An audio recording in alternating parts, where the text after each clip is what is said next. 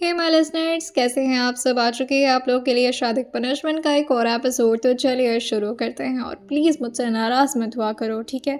अगर मुझसे नाराज़ नहीं हो तो प्लीज़ कमेंट में ज़रूर लिख देना कि वी आर नॉट गुस्सा फ्रॉम यू। चलो इसी बात पर इतने प्यारे इंग्लिश के साथ शुरू करते हैं अपनी प्यारी सी कहानी को। अर्श ने इसके बावजूद भी उसकी कोई बात नहीं सुनी और जैसे अभी वो और ज़्यादा समारा की तरफ झुक पाते तभी समारा जो कहती है, कुत्ता। जैसे उसने कुत्ते का जिक्र किया था, अंश को दोबारा से समारा की वही अपने हनीमून ट्रिप वाली बात याद आने लगती है। जिस तरह से समारा जो बार बार अंश को हैरिश के साथ कंपेयर कर रही थी और वो काफ़ी गुस्से में उसकी कमर को पकड़कर दूर छटकते हुए कहते हैं, you can just call me that. I already told you that I don't want to be compared with Harish. Samara अपने सिर को हाँ मिलाकर कहती है, हाँ हैरिश, अब आया है, वो यहीं पर आया है। और ये बोलकर कि वो बार बार अपनी नज़रों के इशारे से उस तरफ दिखाने की कोशिश कर रही थी कि शालिनी जी और हैरिश यहीं पर बैठे हुए हैं और उसे हैरिश से कितना ज़्यादा डर लग रहा है। वैसे तो उसे यह कहना चाहिए था कि उसे इस वक्त हैरिश से नहीं बल्कि शालिनी जी और हैरिश दोनों से डर लग रहा है। और जैसे अंश ने इस बात को समझते हुए उस तरफ अपने चेहरे को घुमाया था, शालिनी जी मुस्कुरा करके अपने बेटे को बहुत ही प्यार से देख रही थी और साथ ही हैरिश भी अपने जीभ को निकाले हुए अंश और समारा की तरफ ही देख रहा था। अंश अब जाकर के समारा के इशारे को समझे थे और फिर वो धीरे से उसकी तरफ घूरते हुए कहते हैं, पहले नहीं बता सकती थी। समारा जो गुस्सा करके अपनी दांत पीसते हुए कहती है, मैं तो कब से बता रही थी, आप सुनते कहाँ हैं। अंश को देखते ही हैरिश काफ़ी ज़ोर से उनकी तरफ आगे बढ़ाया था और वही शालिनी जी जो कहती हैं, तुम इसे संभाल लो, तुम्हारे पापा डर रहे हैं हैरिश से। जैसे ही अंश ने शालिनी जी के मुंह से पापा लफ्ज़ का जिक्र सुना था, वो तुरंत ही उस तरफ घूमकर पूछते हैं, क्या बोल रही हैं। शालिनी जी को एहसास हुआ था कि इस वक्त वो थोड़े गुस्से में भी हैं और शेखर जी के बारे में वो कुछ भी सुनना नहीं चाहते। शालिनी जी धीरे से कहती हैं, मेरा मतलब है तुम्हारी माँ के पति, उनको डर लग रहा है इस कुत्ते से, इस वजह से। हैरिश जैसे ही शालिनी जी के मुंह से कुत्ता सुना था, वो दोबारा से शालिनी जी की तरफ भी बिल्कुल उसी नज़र से देखा था जिस नज़र से अभी वो समायरा की तरफ देख रहा था। उसे काफ़ी बुरा लग रहा था, बार बार सब उसे कुत्ता कुत्ता बुला रहे थे, जैसे अब उसे कुत्ता शब्द सुनने की आदत ना रह गई हो। शालिनी जी हैरिश की तरफ देखकर कहती हैं, अच्छा बाबा, हैरिश साहब से डर रहे हैं मेरे पति, इसी वजह से तुम इसको अपने पास रख लो। ये बोलकर कि शालिनी जी बाहर की तरफ निकल गई थी। समारा जो भागकर इतने ज़ोर से दौड़ करके बेड पर चढ़ी थी जैसे कि वो उस जगह पर जाकर के हैरिश से बच जाएगी। अब हैरिश भी उसके ठीक पीछे पीछे आकर के उसके ठीक सामने बैठ गया था, जैसे उसे डराने में समारा को बहुत मज़ा आ रहा हो। अंश उन दोनों का भागा दौड़ी देख करके हंसते हुए कहते हैं, दोनों एक जैसे हो। समारा गुस्साते हुए कहती है, दूर रहो मुझसे, मैं तकिया फेंक कर मारूंगी तुम्हें। अंश हंसते हुए अपने टी शर्ट को डालकर कहते हैं, और तुम्हें लगता है उस तकिए से वो तुमसे दूर भाग जाएगा। समारा मुंह बनाकर कहती है, इसको यहाँ क्यों छोड़ दिया, आपको भी बोलना चाहिए था ना, मुझे डर लगता है, ये जाए बाहर, इसको बाहर रहना चाहिए, कुत्ते के कमरे के अंदर रहते हैं। ये सुनकर अंश कहते हैं, क्या बोला तुमने। अंश और हैरिश अब दोनों समारा को घूरने लगे थे। हैरिश जो उसकी बातों को सुन करके धीरे से खड़ा हो गया था और काफ़ी स्लो मोशन में आगे की तरफ बढ़ रहा था, जैसे वो अपनी आंखों से ही समारा को कितना डराने की कोशिश कर रहा हो। और तभी उसके चेहरे के काफ़ी करीब आता ही, लेकिन तभी अंश जो उसको पीछे करते हुए कहते हैं, she is my wife, stay away and be in your limits. Samara की तो जान प्राण सूखना शुरू हो चुके थे और उसे लगा था बस अब यवराज अंकल आ रहे हैं उसको लेने के लिए। वो तुरंत ही अंश का हाथ पकड़ते हुए कहती है, मैं कह रही हूँ इस कुत्ते को यहाँ से भगा दे। लेकिन तभी हैरिश ये सुनकर कि काफ़ी ज़ोर ज़ोर से उसके कानों के पास भौंकना शुरू कर दिया था, जिससे समारा और ज़्यादा डरने लगी थी। अंश उसको समझाते हुए कहते हैं, उसे पसंद नहीं उसे कोई कुत्ता बुलाए। समारा जो अंश की तरफ देखकर कहती है, बिल्कुल आपकी तरह है क्या, आपको भी पसंद नहीं है कोई आपको राक्षस बुलाए, लेकिन आप है ना। अंश उसका हाथ छुड़ाकर हैरिश से कहते हैं, तुम काट लो इसे, मैं कुछ नहीं बोलूँगा, इसी लायक है ये बोलते हुए वो समारा की तरफ देख रहे थे। अब जैसे ही हैरिश को अंश का ऑर्डर मिला था, वो भी समारा को डराते हुए और ज़्यादा आगे बढ़ने लगा था और वो काफ़ी ज़ोर से अपने मुंह को खोल करके अभी समारा के हाथ को टच कर पाता, उससे पहले ही समारा जो काफ़ी ज़ोर से इधर उधर भागना शुरू कर दी थी और वो आगे आगे भाग रही थी पीछे पीछे हैरिश। वो काफ़ी तेज़ नहीं भाग रहा था, बस इतनी तेज़ जिससे वो समारा के पीछे रह सके। और इस सारे हरकतों को देख करके अंश काफ़ी ज़्यादा एंटरटेन हो रहे थे। बेचारी समारा जो लगातार चिल्ला चिल्ला करके भगवान को बुलाए जा रही थी। अंश कहते हैं, भगवान से ज़्यादा अगर तुम मेरे बारे में सोचोगी तो बेहतर होगा, क्योंकि इस वक्त बचाने के लिए तुम्हें मैं यहाँ पर हूँ। समारा जो अंश की तरफ घूरते हुए कहती है, अगर आपको बचाना होता तो बचा लिया होता। ये मुझे खा जाएगा, मैं बता रही हूँ, मर जाऊंगी मैं। अंश हंसते हुए कहते हैं, मरोगी नहीं, सिर्फ 7 इंजेक्शन की बात है। अगर काट भी लिया तो लग जाएगा इंजेक्शन। वैसे भी उसको एंटीबायोटिक के इंजेक्शन हमेशा हम दिया करते हैं, तो वायरस ज़्यादा नहीं फैलेगा तुम्हारे शरीर में। समारा जो कूद कर दोबारा से बेड पर चढ़ते हुए कहती है, क्या 7 इंजेक्शन भी लगेगा? एक तो मैं पहले इससे कटवाऊँ, उसके बाद से 7 इंजेक्शन भी लगवाऊँ। आपको कौन सी दुश्मनी है मुझसे? और फिर वो हरीश जो दोबारा से बेड पर चढ़ चुका था, जैसे कि अब उसे मिल गया अपना शिकार, और वो जैसे भी आगे बढ़ पाता अंश उसको अपने गोद में लेते हुए कहते, बस करो, कितना भगाओगे उसे, वैसे ही पतली सी हवा बन जाएगी। समारू जो अपने दिल पर जोर से हाथ रखते हुए जोर जोर से सांसें भरते हुए कहती है, मम्मी जी ने ठीक नहीं किया, एक काम करती हूँ, मैं जा रही हूँ मम्मी जी के कमरे में, मैं यहाँ नहीं रहूंगी। अंश उसका हाथ पकड़कर उसको रोकते हुए कहते हैं, चुपचाप से यहीं पर सो जाओ, तुम्हें परेशान नहीं करेगा हर्ष, ये मेरे साथ सोएगा, है ना माय डॉगी। हरीश जो मुंह खोलकर के अंश को भी ऐसे घूर रहा था कि आखिर उन्होंने भी उसे डॉगी बोल ही दिया। तभी अंश कहते हैं, मैंने कुत्ता तो नहीं बोला ना, I just call you doggy, it's still stylish. हाँ, इस बात को समझते हुए हरीश धीरे से अपने सर को काफी सीरियस होकर के हम हिला दिया था, जैसे उसे अंश की सारी बातें समझ में आ रही हों। समारा उन दोनों की कॉन्वर्सेशन को सुनकर कहती है, सही है, एक प्राणी दूसरे प्राणी से बात कर रहा है, दोनों एक जैसे ही हैं, काट खाने वाले। वो यहाँ पर तो बिल्कुल भी सोने की हिम्मत नहीं कर सकती थी, जिससे वो जाकर के काउच पर आराम से लेट जाती है और वहीं अंश से कहती है, खबरदार जो उसे मेरे पास लाए तो, मैं बता रही हूँ। और वो अपने हाथ में इस वक्त एक वास लेकर सो रही थी, जिसे देखकर अंश हंसते हुए कहते हैं, और वो क्या है? समारा जो अंश से कहती है, याद है एक बार किसी का सर फोड़ी थी इससे, आज तक आपको तो याद ही होगा। वैसे मैं सोच रही हूँ कि अगर कोई और मेरे करीब आए ना, और ये बोल करके वो धीरे से हरीश की तरफ देखती है, लेकिन फिर अपनी नजरों को दोबारा से फेर कर हर्ष की तरफ घुमाते हुए कहती है, तो मैं बता रही हूँ, मार दूंगी मैं उस वास से, सर फोड़ने में बहुत माहिर हूँ मैं बचपन से ही। और ये बोल करके वो लेट गई थी और जल्दी से अपने आप को ब्लैंकेट से कवर भी करने लगी थी। समारा जो अब काउच पर काफ़ी ज़्यादा दौड़ा भागी करने की वजह से और इतना ज़्यादा वो रो चुकी थी कि अब उसे धीरे धीरे नींद आने लगी थी। काफ़ी ज़्यादा हरासमेंट की वजह से कुछ ही मिनटों में उसकी नींद इतनी ज़्यादा गहरी हो जाती है कि अब उसे किसी भी चीज़ का होश नहीं बचा था। अंशु एक बार हरीश को देखते और फिर वो धीरे से उसको बेड पर रखते हुए कहते हैं, रुको, वैसे भी मुझे मेरी बीवी के बिना नींद नहीं आने वाली, और तुम कुछ नहीं बोलोगे, समझे? हरीश धीरे से अपने सर को हाँ मिला दिया था। अंशु जा करके धीरे से सबसे पहले समारा के हाथ से उस वास को लेते हैं और फिर उसे गोद में उठाने लगे थे, जिससे समारा की नींद हल्की फुल्की डिस्टर्ब हो रही थी। लेकिन तभी अंशु बहुत ही प्यार से ले आकर के उसको बेड पर लेटाते हैं और उसके सिर पर धीरे से सहलाते हुए कहते हैं, सो जाओ। समारा करवट बदलते हुए दोबारा से सो चुके थे। वहीं अंशु आकर के समारा के बगल में लेटे थे और उनके ठीक बगल में इस वक्त हरीश लेटा हुआ था। लेकिन जैसे ही अंश ने समारा की तरफ करवट किया था, हरीश जो जाकर के धीरे से बेड के नीचे उतर जाता है, क्योंकि उसे अपनी जगह पता थी। उसे नहीं पसंद आ रहा था कि हरीश जो कि 2 कबल के बीच में इस तरह से डिस्टर्बेंस बने। अंशु धीरे से समारा के कान के पास आते हुए कहते हैं, गुड नाइट बीवी जी। उन्होंने ये जानबूझकर के बहुत ही धीरे बोला था ताकि समारा की नींद जरा भी डिस्टर्ब ना हो।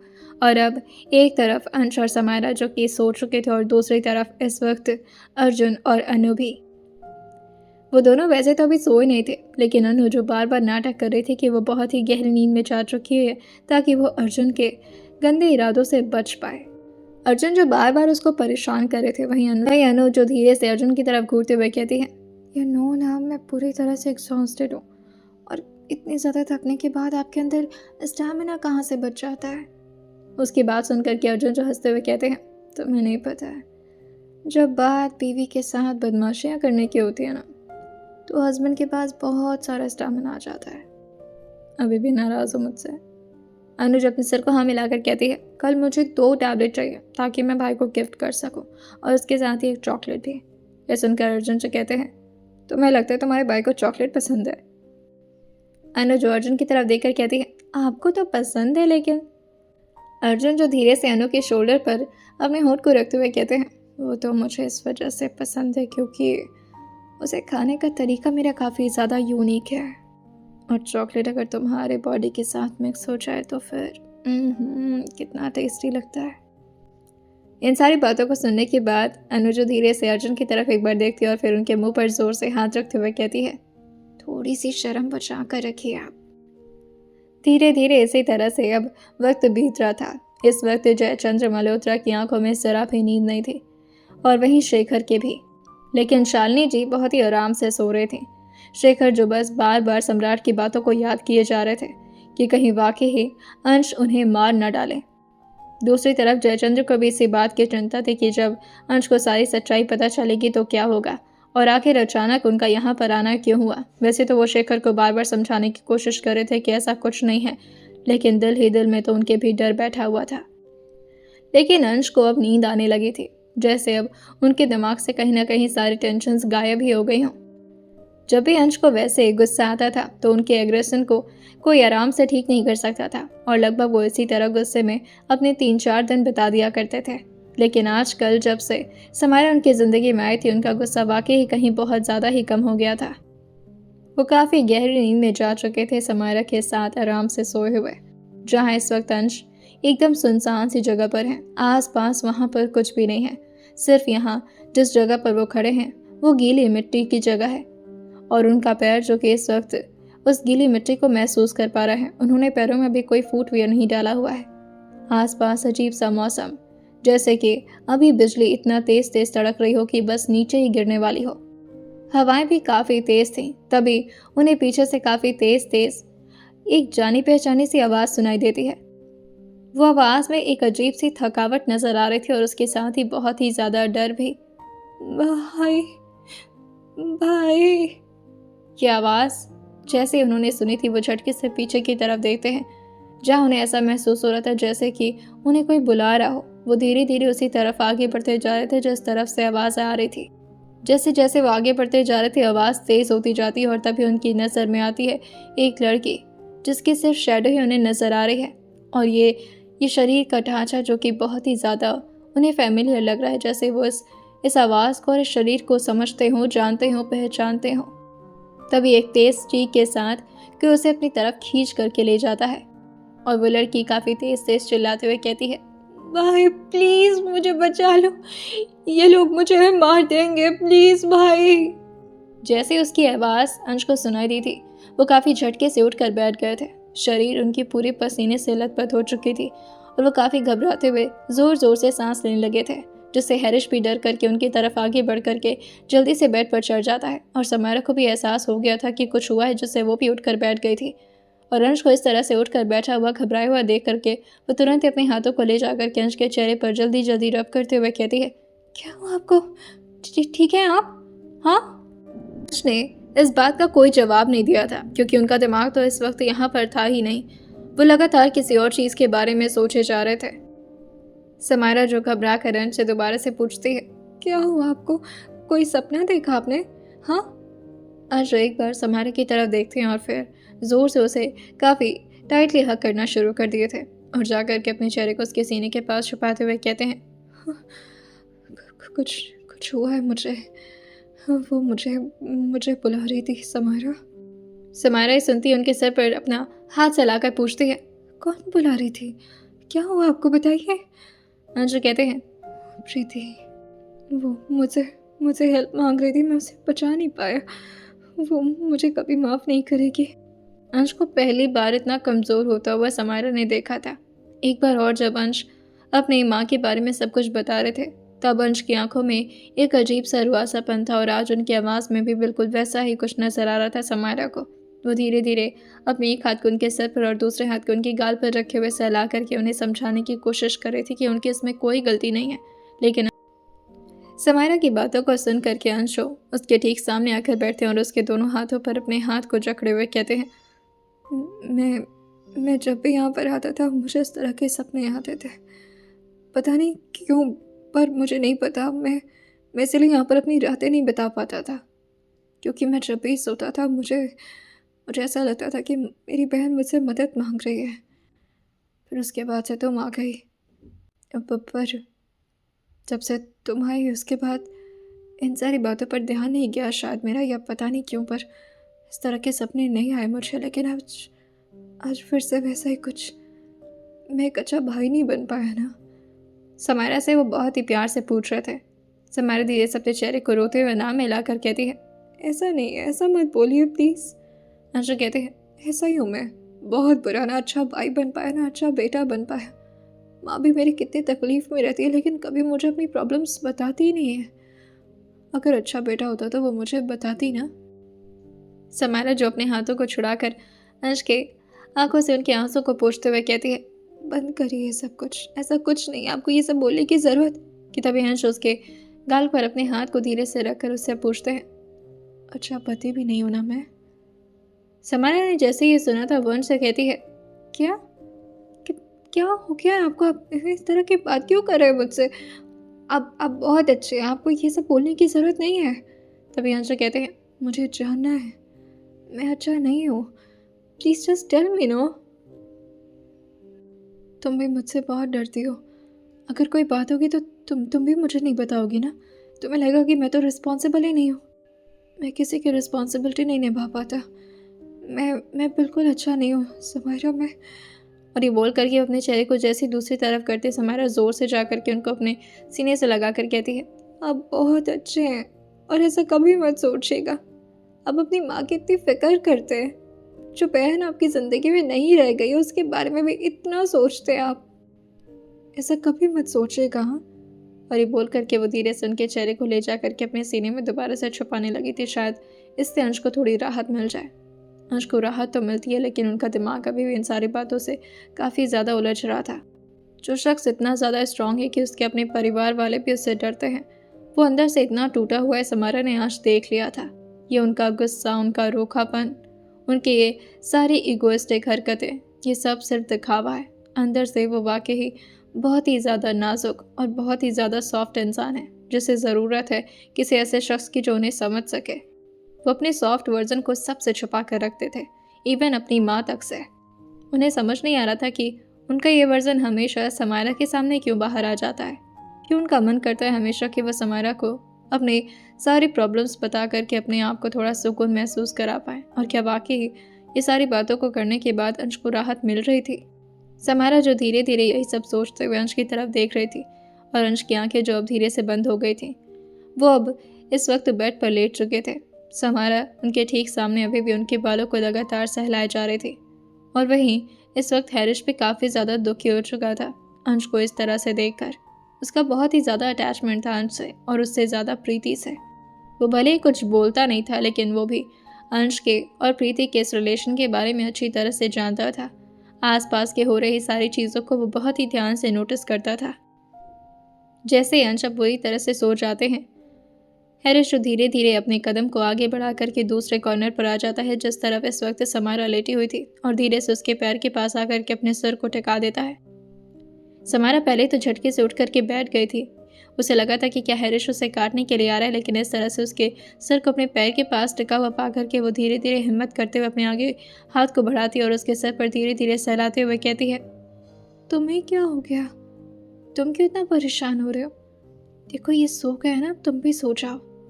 लेकिन हैरिश जो अपने चेहरे को धीरे से ना मिला करके नीचे ही बैठे हुए समायरा के गोद के पास आते हुए अपने सिर को रखने लगता है, जिससे समायरा भी धीरे धीरे अपने पैर को प्रॉपरली फैला करके उसके सिर को अपने लैप पर टिकाती है, और एक तरफ उसका हाथ जो कि हैरिश के सर पर था और दूसरी तरफ अंश के सर पर, और फिर वो उन दोनों की तरफ देख कर कहती है, दोनों इस सर खूंखार दिखते हैं और अंदर से दोनों छोटे बच्चे हैं, और मैं इन दोनों की मम्मा हूँ जो इन दोनों को बैठ करके समझाए जा रही हूँ।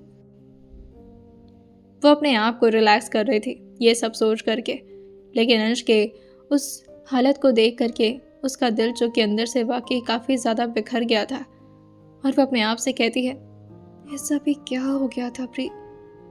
अर्जुन जी को तो सब कुछ पता होगा शायद।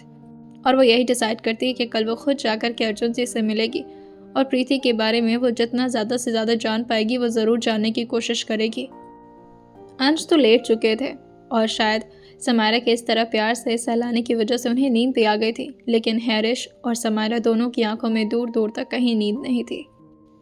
सुबह समायरा की आंखें जैसे ही खुली थी, इस वक्त हैरिश जो कि आराम से साइड में बैठा हुआ था, समायरा जो कि इस वक्त वैसे ही धीरे से अपने पीठ को बेड के सिरहाने से टकाए हुए अंश के सर पर अपने एक हाथ को रखी हुई थी और अंश अभी भी अपनी आंखों को बंद किए हुए थे।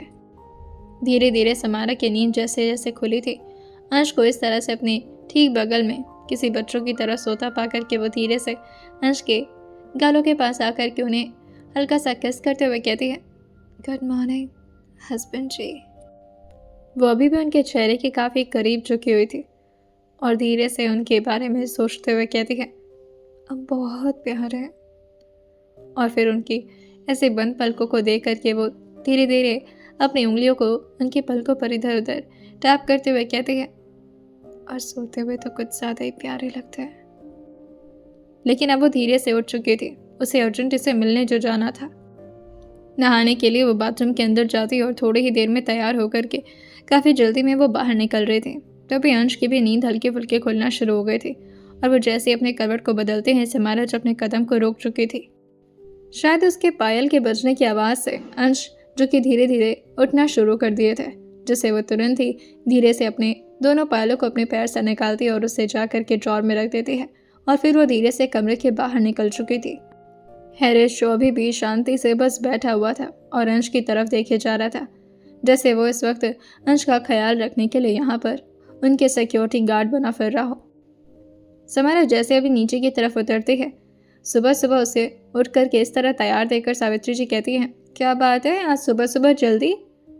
तुम्हें यहाँ के परंपरा और संस्कार समझ में आने लगे? अच्छी बात है। समारा जी धीरे से कहती है, हाँ वो दादी जी। ये बोल करके वो धीरे से उनके पैर को अपने हाथों से टच करते हुए उनसे आशीर्वाद लेकर कहती है, अगर आपकी इजाज़त हो तो मुझे अनु से कुछ काम था, क्या मैं जा सकती? सावित्री जी जो कि वैसे तो समारा को पसंद नहीं करती थी क्योंकि वो छोटे घराने की थी और सावित्री जी चाहती थी कि उनके पोते की शादी किसी ऐसी जगह पर हो जहाँ की लड़की खानदानी हो। लेकिन इन सारी बातों को सोचने के बाद भी वो धीरे से समारा के सर पर हाथ रखते हुए कहती हैं, जाओ लेकिन जल्दी आना। थोड़ी देर में अर्जुन और समारा जो कि आमने सामने बैठे हुए थे। समारा जो अपने हाथों को एक दूसरे के साथ मसलते हुए अर्जुन जी से कुछ पूछना तो चाह रही थी, लेकिन अर्जुन जो बार बार उसे इस तरह घबराया हुआ देखकर पूछते हैं, क्या हो गया तुम्हें? अगर नहीं पूछ पा रही हो तो मैं अनु को बुलाता हूँ। तभी समारा जो रोकते हुए कहती है, नहीं नहीं, ऐसी बात है जो अनु को ना ही पता चले तो बेहतर होगा। वो क्या है ना कि मुझे इतनी घबराहट हो रही है मिस्टर, मुझे समझ नहीं आ रहा मैं कैसे पूछूं। अर्जुन जो कहते हैं, मुँह से पूछो, और अगर प्रॉब्लम है तो तुम लिख कर भी पूछ सकते हो। वैसे सुबह सुबह अगर ज़्यादा इम्पोर्टेंट नहीं होता तो तुम यहाँ पर नहीं आती, मुझे जहाँ तक लगता है। ऐसी क्या बात हुई? अंश तो ठीक है ना? अर्जुन की बातें सुन करके धीरे से समारा खड़ी होती है और पीछे मुड़ते हुए कहती है, नहीं ठीक है, वो रात में उन्हें कोई सपना आया था। देखिए आप उनकी बेस्ट फ्रेंड हैं और शायद आपसे बेहतर उन्हें कोई नहीं जानता। मुझे प्रीति के बारे में आपसे कुछ बात करनी थी। समारा धीरे से अपने सिर को हाँ मिलाकर कहती है, उन्होंने मुझे पहले ही बताया था। अर्जुन को लग रहा था कि कहीं ऐसा तो नहीं कि वाकई प्रीति के बारे में अंश को सब कुछ पता चल गया हो। समारा के ठीक सामने आकर खड़े होकर पूछते हैं, उसने कल रात तुमसे बात की इस बारे में? समारा धीरे से अपने चेहरे को नाम हिलाकर कहती है, उन्होंने काफ़ी पहले मुझे प्रीति के बारे में बताया था। उनकी एक बहन हुआ करती थी और आप भी उसे बहुत मानते थे। दो भाई का प्यार मिल रहा था उसे, लेकिन फिर उन्हें अपने क्लास 9th में सब कुछ छोड़कर जाना पड़ा और फिर जब वो वापस आए तो अर्जुन जो अब बहुत ज़्यादा समारा की बात को सुन नहीं पाते और धीरे से बीच में उन्हें इंटरप्ट करते हुए कहते हैं, तो आज तुम क्या पूछने आई हो मुझसे? समारा धीरे से कहती है, उनको सपना आया था कल, काफ़ी ज़्यादा घबरा गए थे वो। क्या बात है ऐसा जो मुझे नहीं बता पा रहे या फिर शायद उन्हें खुद भी नहीं पता है? और अचानक से क्या हो गया था प्रीति जी के साथ, आपको भी नहीं पता है? अर्जुन जो कहते हैं, मैं उस वक्त सऊदी में रहता था, मुझे कोई आइडिया नहीं है। सब कुछ तो ठीक चल रहा था जब तक मैं यहाँ पर था, और जब आता था प्रीति मुझसे मिलने भी आती थी। And her reaction, her expression, like she was completely normal. मुझे कभी एहसास ही नहीं हुआ कि उसे हुआ क्या है, और वाकई उसके बारे में किसी को कोई अंदाज़ा नहीं है। शायद सिर्फ उसके घर वाले ये बात जानते हैं, लेकिन हो सकता हो किसी रीज़न की वजह से घर वाले बता ना पा रहे हो। समारा धीरे से कहती है, क्या उनका कोई ऐसा कोई ऐसा बॉयफ्रेंड नहीं, सॉरी हाँ, मुझे ये पूछना नहीं चाहिए, लेकिन हो सकता हो कि वो अभी भी ज़िंदा हो और वो कहीं चली गई। लेकिन तभी अर्जुन, जो अब और ज़्यादा समारा की बात को सुन नहीं पा रहे थे, वो पीछे मुड़कर अपने आप से कहते हैं, काश ये सच होता, काश काश वो कहीं भाग गई होती, काश उस परिवार के साथ ना रही होती वो। समारा की बातों को वो बीच में ही दोबारा से इंटरप्ट करके कहते हैं, सॉरी टू से दिस, बट इस तरह के एक्सपेक्टेशन भी मत रखना, और खामखा इस बारे में अंश से तो बिल्कुल भी जिक्र मत करना, क्योंकि मैं नहीं चाहता हूँ कि अंश के दिमाग में दोबारा से कोई उम्मीद आए कि उसकी बहन जिंदा है। समारा जो कहती है, पर कोशिश कहाँ की अभी अच्छे से ढूंढने में उन्हें, एक बार अगर दिल से ढूंढने की कोशिश की जाए, हो सकता हो वो कहीं पर हो, वो जिंदा। कि तभी अर्जुन, जो काफ़ी झटके से समारा का हाथ पकड़ते हुए कहते हैं, इधर आओ तुम। वो समारा की कलाई को पकड़ करके उसे अपने साथ खींच कर कहीं ले जा रहे थे। अर्जुन जो समारा को उसे कमरे के अंदर की तरफ ला कर कहते हैं, यहाँ पर जितने भी फाइल्स तुम्हें नजर आ रही है ना, तुम गिनते गिनते थक जाओगे। लेकिन अंश ने उन सारे फाइल्स को 3 से 4 बार रीड किया है, सिर्फ इस वजह से ताकि वो प्रीति नाम की सारी लड़कियों के बारे में जान सके, उनकी सारी इंफॉर्मेशन निकाल सके। अंश जिससे प्यार करता है उसके लिए वो जान तक दांव पर लगा सकता है, और तुम्हें लगता है कि उसने अपनी बहन को ढूंढने की कोशिश नहीं की होगी? आज भी अगर प्रीति नाम की लड़की के बारे में उसने सुन लिया तो उसकी पूरी इंफॉर्मेशन निकलवा देता है। उसे कहीं ना कहीं उम्मीद है कि उसकी प्रीति जिंदा है, लेकिन तुम उसे ये उम्मीद मत देना, क्योंकि उम्मीद झूठी है, वो जिंदा नहीं है। ये सुनकर समारा जो जाकर के पीछे काउच पर धड़ाम से बैठते हुए कहती है, तो मतलब वो मर चुकी? अर्जुन जो अपनी आंखों को जोर से बंद करते हुए खुद से कहते हैं, मरी नहीं थी वो, शायद मारा गया था उसे। और अगर इस बारे में अंश को पता चला तो वो क्या करेगा मुझे खुद नहीं पता है। कितने मुश्किल से उसके चेहरे पर दोबारा से स्माइल आना शुरू हुई है, वरना वो हंसता भी नहीं था, मुस्कुराता भी नहीं था। और फिर वो समारा के सामने आकर के बैठते हुए कहते हैं, मुझे नहीं पता कि इस वक्त मुझे तुमसे कहना चाहिए या नहीं, लेकिन प्लीज़ अब सिर्फ तुम हो जो अंश को संभाल सकती हो। किसी भी हालत में उसके गुस्से को कंट्रोल करना अब तुम्हारे हाथों में है। कोशिश करो कि उसे इन सारे ख्यालों से दूर रखो, क्योंकि हम प्रीति को वापस नहीं ला सकते, लेकिन अगर प्रीति के सच के बारे में फिर से हमने ढूंढना शुरू किया ना, तो इससे सिर्फ तकलीफ मिलेगी, और वो भी सबसे ज़्यादा अंश को। और अगर अंश को तकलीफ हुई तो वो न जाने किसको किसको तकलीफ देगा। मुझे नहीं पता कि मुझे इस तरह से अपने दोस्त से सब कुछ छुपाना चाहिए या नहीं, लेकिन मैं बस इस वक्त अंश के बारे में सोच रहा हूँ। चाहे वो कुछ भी करे, किसी भी हालत में अगर उसे इस बारे में पता चल गया ना, सबसे ज़्यादा हर्ट वो खुद होगा, और वो गुस्से में क्या करेगा मुझे नहीं पता। इसलिए प्लीज़ उसे बिजी रखो। समारा धीरे से अपने सिर को हाँ मिलाकर खड़े होते हुए कहती है, मैं पूरी कोशिश करूँगी। मुझे लगा था कि शायद मैं आपसे कोई जानकारी, बट इट्स ओके, मैं कोशिश करूँगी कि मैं उन्हें ठीक रखूँ। और ये बोल करके वो काफ़ी डिसअपॉइंटमेंट के साथ यहाँ से बाहर निकल गई थी। थोड़ा देर अर्जुन जो कि उसी कमरे के अंदर रहते हैं, और फिर उन सारे फाइल्स को दोबारा से अपनी अपनी जगह पर रख करके आसपास की सारी चीज़ों को देख करके खुद से कहते हैं, काश मैं उस वक्त यहाँ पर होता तो आज तुम शायद जिंदा होती प्रीति। I am so so so sorry. और फिर वो बाहर निकलते निकलते एक और बार अंदर की तरफ देख कर कहते हैं, मैं बहुत जल्द उस इंसान के बारे में पता लगा लूँगा जिसने तुम्हारे साथ ये सब कुछ किया था। और जिस दिन मुझे पता लगा ना, फिर वो चाहे शेखर मल्होत्रा हो या जयचंद्र मल्होत्रा, जिंदा तो नहीं बचेंगे वो।